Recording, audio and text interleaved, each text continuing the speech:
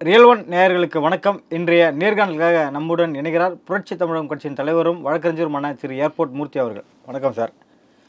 2026 சட்டமன்ற தேர்தலில் திமுக கிட்டேருந்து நாங்கள் 25 சீட்டு வாங்குவோம் அப்படின்னு சொல்லிட்டு வன்னியரசு சொல்லியிருக்காரு. சொந்த கருத்து இல்லை கட்சி கருத்தை கட்சிக்குள்ளே பேசலாம். நிர்வாக கூட்டத்திலோ உயர்மட்ட கூட்டத்திலையோ இல்லை பொதுக்குழுவிலையோ செயற்குழுவிலையோ பேசலாம். பொதுவெளியில் மைக் முன்னால் பேசுகிற போது அது பொது கருத்து தானே, அது எப்படி தனிப்பட்ட கருத்தாக இருக்க முடியும்? சரி, அதை அவங்க சொல்கிறாங்க. அதை ஒரு சிலர் சொல்கிறாங்க குட்டியை விட்டு ஆழம் பார்த்தது அப்படின்ற மாதிரிலாம் சொல்கிறாங்க. நாம் ஏன் அந்த அளவுக்கு போவானே? நான் என்ன சொல்கிறேன், 200மே உங்களுக்கு தானேப்பா. திமுக 200 தொகுதிகளுக்கு மேலே ஜெயிக்கும், 200 ஜெயிக்குன்றாங்க. அதுக்கு அடுத்து ஒரு 200க்கு மேலே ஜெயிப்புன்றாங்க. அப்புறம் என்ன தனியாக என்ன நிற்கிறீங்க? நீங்கள் திமுக தானே. எங்கள் அண்ணன் வந்து பழைய உறுப்பினர் அட்டை வச்சுருந்தவர். போன எம்பி பீரியட் வரைக்கும் ரவிக்குமார் வந்து திமுக உறுப்பினர் அட்டை வச்சுருந்தவர், உறுப்பினர் எண் வச்சுருந்தவர். இன்றைக்கி இருக்கிறவங்க உறுப்பினர் அட்டை இல்லாத திமுக உறுப்பினர் தானே, acting as a DMK MLAs தானே. நீங்கள் திமுக எம்எல்ஏக்களாகத்தான் சட்டமன்றத்தில் இருக்கிறீங்க, நடக்கிறீங்க. அதே மாதிரி ஆல்மோஸ்ட் 2 எம்பி, அதில் ஒருத்தர் வெளிப்படையாக திமுக எம்பியாக தான் இருக்கிறாரு. அப்புறம் என்ன உங்களுக்கு தனியாக வர நிற்கணும்? அதான் உங்கள் தலைவர் சொல்லிட்டார்ல, 200க்கு மேற்பட்ட தொகுதிகளில், சின்ன தலைவர் 200க்கு மேற்பட்ட தொகுதிகளில் நாங்கள் வெற்றி பெறுவோம்னு சொல்லிட்டார்ல. அப்புறம் என்ன உங்களுக்கு தனியாக வேறு? திமுக தானே சார் இவங்களுக்கும் தலைவர். எல்லாருமே திமுக தானே. தொண்டர்கள் மட்டும்தான் சார் விடுதலை சிறுத்தைகளில் விடுதலை சிறுத்தை கட்சி தொண்டராக இருக்கிறார்கள். தலைவர்மார் எல்லாமே அவங்க திமுகவாக மாறிட்டாங்க. இப்போ தொண்டர்கள் ஆமாம் எங்கள் தலைவர் ஆட்சி அதிகாரத்துக்கு வரணும் அப்படின்னு சொல்கிறாங்க. ஆனால் தலைவர்மாரெலாம் திமுக தான் திரும்ப ஆட்சிக்கு வரணும் அப்படின்னு சொல்கிறத நம்ம இயல்பாக பார்க்குறோம்ல. ஏன் நாங்கள் அடிமையாக தான் இருக்கணுமா? எங்களை அடிமையாக திமுக நடத்துகிறது. 3ஆம் தர மக்களாக திமுக ஆட்சியில் பட்டியல் சமூக மக்கள், குறிப்பாக பறையர் சமூக மக்கள் நடத்தப்படுகிறார்கள் என்ன கோபம் எல்லா தொண்டர்கிட்டே இருக்குது. ஆனால் தலைவர்கள் இல்லை ஆட்சி அதிகாரத்தில் பங்கு பெற்று இருக்கிற எம்எல்ஏ எம்பிக்கள் எல்லாருமே என்ன சொல்கிறாங்க? அருமையான ஆட்சி. கனவில் கூட இந்த ஆட்சி பட்டியல் சமூக மக்களுக்கு, குறிப்பாக பறையர் சமூக மக்களுக்கு எதிராகவே சிந்திக்காது. எங்கள் முதல்வர் சொன்ன மாதிரி யாருக்கெல்லாம் அதிகாரம் மறுக்கப்பட்டு இருக்கிறதோ அவங்கள தூக்கி மேலே நிறுத்துறது தான் திராவிட மாடல் ஆட்சி. நாங்கள் திராவிட மாடல் ஆட்சியில் ஒரு அங்கத்தினராக இருப்பது எங்களுடைய பிறவி பெருங்கடன். எனக்கு என்னமோ இது வந்து சும்மா காட்டியும் பேசுகிறாங்க பொழுது. ஏன்னா தேர்தலுக்கு முன்னாடி கூட்டணி ஆட்சியில் பங்கு அப்படின்னு சொல்லிட்டு கொளுத்தி போட்டு சார் பங்காவது தேர்தலுக்கு முன்னாடியே இப்போ 25 சீட்டு வேணும்னு சொல்கிறாங்களா? எதுக்காக இப்படி சார்? பங்காவது நொங்காவது சார். நீங்கள் ஆதவர்ஜின்னு ஒரு அருமையான விஷயத்தை கலைஞனார். பட் அது வந்து திமுகவில் கேட்க வேண்டிய அவசியம் இல்லை. இருந்தாலும் பட்டியல் சமூக மக்களுக்கு ஆட்சி அதிகாரத்தை நோக்கி போகணும். எத்தனை நாள் தான் எங்களை அடிமையாக வச்சுருப்பீங்க? 25% ஓட்டுக்கு வச்சுருங்கிற நீங்கள்லாம் பெரிய கட்சின்னா அப்போ என்ன? அப்போ கூட்டணி கட்சிகளால் தான் திமுக ஆட்சிக்கு வந்தது. அதுவும் குறிப்பாக விசிகா இல்லைன்னா திமுக ஆட்சிக்கு வந்திருக்க முடியாது அப்படின்லாம் சொன்னார். சும்மா துண்டு சீட்டு பார்த்து படிக்கிறீங்க. எங்கள் தலைவர் 2 மணி நேரம் பேப்பர் இல்லாமல் எதை கொடுத்தாலும் பேசுவார். அப்போது உங்களுக்கு 4 சினிமாவில் நடித்த உங்களுக்கு துணை முதல்வராகிற அந்த தகுதி வருகிற போது ஏன் தலைவருக்கு ஏன் வரக்கூடாதா? ஏன் தலைவன் வந்து சிஎம்மாவோ டெப்டி சிஎம்மாவோ ஆகிறத ஏன் நான் விரும்பக்கூடாதா? அப்படிலாம் ஒரு சர்ச்சையை கிளப்பி எப்பயோ போட்டு பேசின ஒரு பழைய வீடியோவை கிளிப்பிங்ஸ் எடுத்து போடுறாரு. அதை கேட்டால் 96ல் பேசினேன், 1947 பேசினேன், அதை திரும்பவும் 52ல் பேசினேன் அப்படின்னு என்னென்னவோ எங்கள் அண்ணன் பதில் சொன்னார்.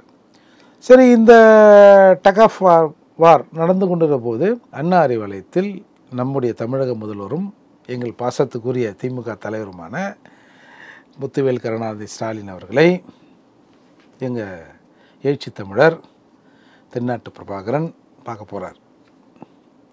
எல்லாம் என்னமோ பேசுகிறாங்க. என்ன பேசுனாங்கன்னு தெரில. ஏன்னா மது ஒழிப்பு மாநாடு டார்கெட்டு அறிவிப்பு நிறுத்த மாநாடாக மாறிச்சு. எப்படியோ அது சாராய சம்மந்தப்பட்ட மாநாடாக சுருங்கிடுச்சின்னு வச்சுப்பேன். அப்போ பார்த்துட்டு வருகிற போது பத்திரிகையாளர்லாம் கேட்குறாங்க, ஏங்க இந்த ஆட்சி அதிகாரத்தை பற்றி ஏதாவது அவரும் கேட்கல, நானும் சொல்லலை. ஷாக் ஆகிட்டான் ப்ரெஸ்காரெல்லாம். யோ என்ன அது, அதுக்கு தான் ஏதாவது நீ ப்ரெஸ்ஸுக்கு தீனி போடுவேன் நாங்கள் வந்தால் பொசுக்குன்னு அவரும் கேட்கல நானும் பேசலைன்ட்டீங்க, அப்போது நீங்கள் அந்த கோரிக்கையை கைவிட்டீங்களா அப்படின்னு ஏதோ ஒரு அறிவார்ந்த ஒரு பத்திரிகையாளர் அது கேட்குறாரு. கைவிடலை, அது எங்கள் கோஷம். கோஷம்னா பனைமரத்தில் வவ்வாலா, எங்களுக்கு சவாலா, கும்தல கடி கும்மா, இந்த படம் போதுமா, அப்போல்லாம் வந்து கோஷங்கள் வரும். பனைமரத்தில் வவ்வாலுக்கும் நமக்கு சவாலுக்கும் என்ன இருக்குது, அது அது ஒரு கோஷம். அப்படி தான் இந்த கோஷம் போட்டாங்க போல இருக்குது. அன்றைக்கி தான் தெரிஞ்சுது இது வந்து கோஷங்க, அந்த கோஷம் மாதிரி அவங்களுக்கு தெரிஞ்ச கோஷம், அந்த மாதிரி இது ஒரு கோஷங்க. அப்புறம் திரும்ப அந்த சர்ச்சை அடங்கலை. அதை வச்சு நாங்கள் எங்கே பேசுகிறாரு, பேட்டி கொடுக்குறாரு. அப்போ அதுக்கு மறுப்பு திமுக சொல்லலைனாலும் சுற்றி இருக்கிற அல்லக்கைகள் அதுக்கு வந்து திருமாவளவனை ஏசுகிறாங்க, போகிறாங்க வராங்க. அப்போது வந்து அந்த பவள விழா மாநாட்டு கூட்டம் நடக்குது. அதில் 2 பேர் கூடவே இருக்கிற வாத்திய கோஷ்டிகள் எதிர்கோஷ்டி எதிர்வாதம் எதிர்த்தாளம் போடுறாங்க. எங்கள் அண்ணன் பிபி வாசித்தாமல் வேறு ஒரு லாகத்தில் வேறு ஏதோ வந்து வாசித்து, என்ன அது வந்து துணை முதல்வருங்கிறது நான் டிஎன்பிசி எக்ஸாமா கண்டவெல்லாம் எழுதி பாஸ் பண்ணுறதுக்குன்ற மாதிரி அவங்களுக்கு ஏதோ சொல்லி, இல்லை சிஎம்ஏ பிஎம்மு டெப்டி சிஎம்னா அது அவங்க தான் அப்படின்லாம் பேசினாங்கல்ல. அப்போதும் ஒரு அந்த கூட்டத்தை லைவில் பார்த்து கொண்டு இருந்தவரெல்லாம் பெரும்பாலும் அந்த கூட்டத்தை நிறைய பேர் லைவில் பார்த்தான். ஏன்னா இந்த ஒட்டுமொத்த சர்ச்சைக்கும், இந்த 1 மாதம் 1.5 மாத சர்ச்சைக்கு அண்ணன் திருமாவளவன் ஒரு நச்சுன்னு பதிலடி கொடுப்பாருன்னு நான் கூட நினச்சேன். இல்லை ஏன்னா இவ்வளோ ஓவராக பேசிட்டானுங்க இவங்க, அதுக்கு ஏதாவது பதில் சொல்கிற அளவுக்கு அது கட்டாம்படான்னு பேசலனாலும் ஒரு தோழமை சுட்டுதல், இல்லை அந்த தோழமை சுட்டுதலுக்கு கீழே இறங்கியாவது ஏதாவது பேசுவார் அப்படின்னு பார்த்தா படுத்தே விட்டார் எங்கள் அண்ணன். அடிச்சார் பாருங்க ஒரு அடி. திராவிடத்தை பாதுகாப்பதற்கு திகாவும் திமுகவும் இரட்டை குழல் துப்பாக்கி என்று சொன்னால் நாங்கள் 3வது குழலாக அதை ஒட்டிப்போம் சபாஸ் அப்படின்னு எல்லாரும் அன்றைக்கி முடிவு பண்ணிட்டோம். இன்றைக்கி 25 கேட்டேன்னு சொல்கிறாங்கல்ல, அதான் நான் முதலே சொல்லிட்டேன், 200 உங்களுக்கு தானேப்பா, ஏன்பா அதுலேருந்து பிரிக்கிறீங்கன்னு கேட்போம். அதாவது 2011 12 சீட்டு கேட்டோம். அந்த சூழலில் 10 கொடுத்தார்கள், வாங்கிறோன்னாரு. அடிக்கடி ஒரு ப்ரோவர்ப் ஒன்று சொல்கிறாங்க தெரியுமா, ஸ்டாலின் இஸ் மோர் டேஞ்சரஸ் தென் கருணாநிதி. அப்போது ஐயா கருணாநிதி இருக்கும்போது 10, ஸ்டாலின் இருக்கும்போது 6, உதயநிதி பவருக்கு வந்துட்டா 4, இப்படி ஆயிடுமோ என்ற பயம் எங்களுக்கும் இருக்கிறது, விடுதலை சிறுத்தை தொண்டர்களுக்கும் இருக்கிறது. உரிய அங்கீகாரம் நமக்கு தரணும். ஏன்னா பிகாஸ் காங்கிரஸுக்கு யாருங்க இருக்கா, ஏதோ எங்கன்னா 2 பேர் 3 பேர் இருப்பாங்க, அவங்களுக்கு விடுதலை சிறுத்தைகளை விட அதிகமாக தரீங்க.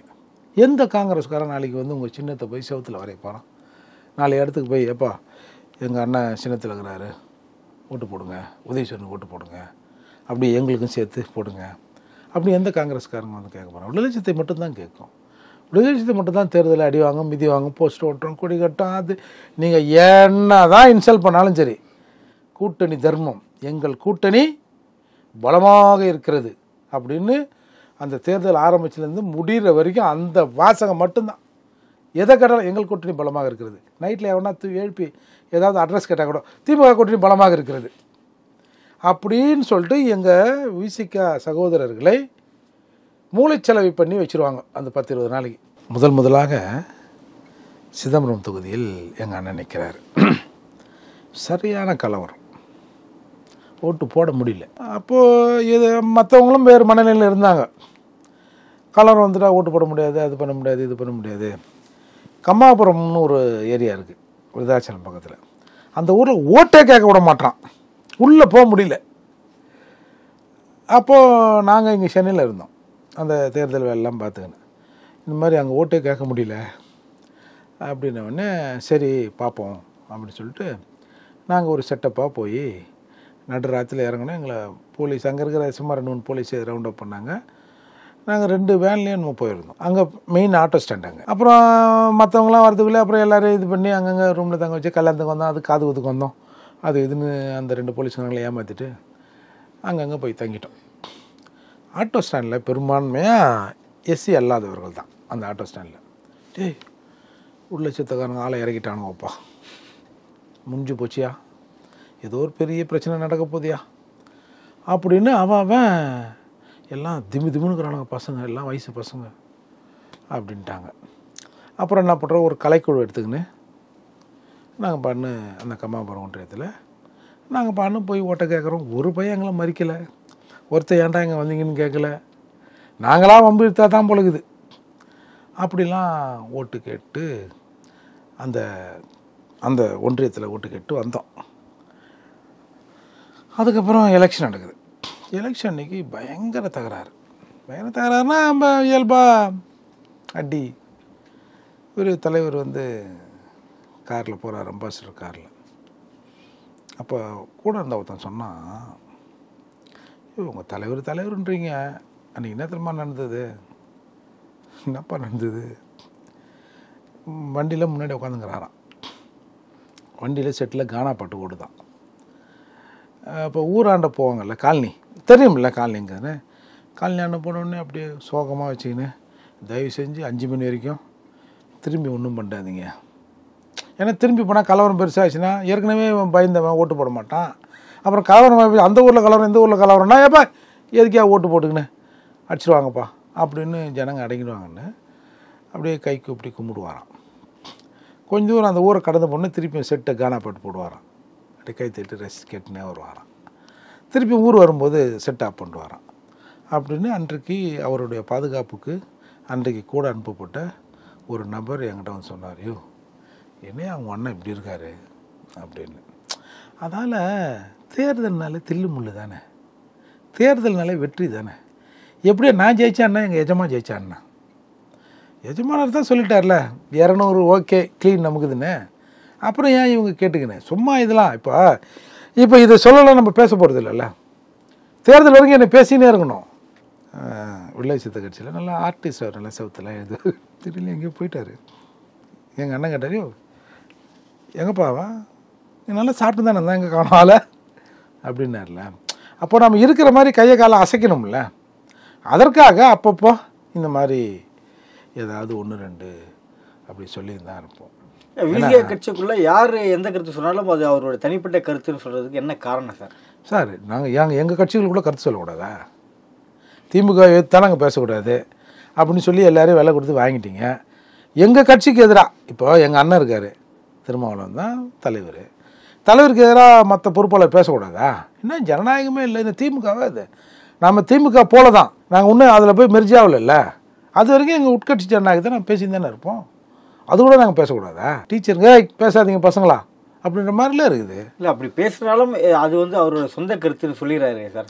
கட்சி கருத்துன்னு சொன்னால் நீங்கள் மேலேருந்து கற்றுவீங்க. ஓ அவ்வளோ கருத்து சொல்கிற அளவுக்கு ஆகிட்டீங்களா நீங்கள் என்ன? அதால் நான் ஆழம் பார்க்குறேன் எப்படின்னு. நீங்கள் என்ன உங்கள் மனநிலை எப்படி இருக்குது? ஏற்கனவே சொன்ன டேஞ்சரஸ் ஸ்டாலினா இல்லை பரவாயில்லையா அப்படின்றதுக்காக தான் இது. ஏன்னா போன தடவை 6 என்னமோ வாங்கணும், 6 கீழே வாங்கினா அசிங்கம் இல்லை. நாடாளுமன்ற தேர்தலில் நீங்கள் சொன்ன மாதிரி தான், 1க்கு கீழே வந்துடக்கூடாது, 2க்கும் குறைஞ்சிடக்கூடாதுன்னு ஒரு கருத்து சொல்லியிருந்தீங்க இல்லையா? அது மாதிரி தானா? அதே மாதிரி அது இன்னொன்று கவனிச்சிங்களா, போன தேர்தலில் 2 MP சீட்டு கொடுத்தாங்க. ஒன்று உங்கள் சின்னத்தில் நீ நின்றுக்கோ, நீ தலைவர் நீ நின்றுக்கோ, அவனாலும் எங்கால இருந்தாலும் அதால் இந்தப்பா இந்த சின்னத்தை எடுத்துன்னு போப்பா அப்படின்னு உதயசேரி சின்னத்தை கொடுத்தாங்க. ஒரு கட்சியின் சின்னத்தை நம்ம வாங்குறோன்னு வச்சுங்க, நம்ம அந்த கட்சியில் உறுப்பினர் என்னதுன்னு சொல்லணும். நான் இந்த திராவிட முன்னேற்ற கழகத்தில் உறுப்பினர், எனக்கு பிஃபார்ம் கொடுங்க, கட்சி சின்னத்தை கொடுங்க அப்படின்னா தான் கட்சிக்காரனுக்கு மட்டும்தான் கட்சி சின்னம் கொடுக்கப்படும். அப்போது இவர் திமுகவில் இணைஞ்சு உறுப்பினர் எண்ணை போட்டு அதுக்கப்புறம் தான் சின்னமே அவருக்கு ஓகே ஆகும்னு வச்சிங்களேன். இப்போ கடந்த தேர்தலில் ஒரு பொது தொகுதியெலாம் கேட்டாங்க, அது ஒரு பெரிய ஹிஸ்ட்ரின்னு வச்சுங்க. அதுக்குள்ளே போனால் வேறு மாதிரி போவோம்.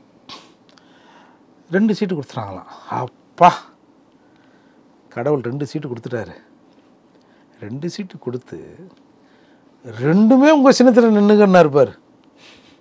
எம்மா மகிழ்ச்சி தெரியுமா அப்படின்னு சொன்னதையும் நம்ம பார்க்க தானே செஞ்சோம். சார் அவரவர் சின்னத்தில் நிற்பதுக்கு தான் அவரவருக்கு தனி கட்சி. சரிங்க நாங்கள் எங்கள் சின்னத்தில் நின்னா ஜெயிக்க முடியாதுங்க, பெரிய கட்சின்னா சொல்லிட்டா தாங்க நாங்கள் செய்யணும் அப்படின்ட்டா முடிஞ்சு போச்சு இல்லை. ஆனால் நாங்கள் சகோதரத்துவம் சமத்துவம் அது இதுன்னு வெளியில் பேசுகிறது, உள்ளே போய் கமுக்கமாக நிற்கிறது.